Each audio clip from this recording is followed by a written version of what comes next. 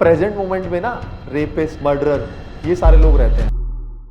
देखिए, एक बहुत कॉमन स्टेटमेंट है गो विद द फ्लो। मैं आपको इसके बारे में बहुत डीपली समझाता हूँ। बहुत मिसकंसीव्ड स्टेटमेंट है। एक्चुअल में गो विद द फ्लो का मतलब क्या है कि आप अपने प्रेजेंट में ही जी रहे हो, जो भी चल रहा है चलने दो। बट मैं आपको एक बहुत इंपॉर्टेंट चीज बताता हूँ, हो सकता है इस पर कुछ कॉन्ट्रोवर्सीज भी क्रिएट हो जाए, बट प्रेजेंट मोमेंट में ना रेपिस्ट, मर्डरर, ये सारे लोग रहते हैं। अब don't understand it otherwise. Actual में ना वो लोग फ्यूचर नहीं देख पाए हैं कि ये मेरे एक्शंस जो अभी मैं लेने जा रहा हूँ इसका बेसिकली पॉसिबल आउटकम क्या हो सकता है। तो मैं बोल रहा हूँ go with the flow but keep your future in mind. Actual में क्या है कि अगर आप जो भी एक्शन अभी ले रहे हो ना राइट नाउ इस टाइम पे, वो आपके फ्यूचर का आउटकम बनने जा रहा है। तो बहुत सारे लोग जो हीट ऑफ द मोमेंट में दे गो विद द फ्लो, वो बहुत सारी गलत चीजें भी कर जाते हैं। तो आप इस चीज को समझिए, अगर एक किसी पर्सन ने गुस्से में आकर, एग्रेशन में आके किसी का मर्डर कर दिया है, he was in the flow.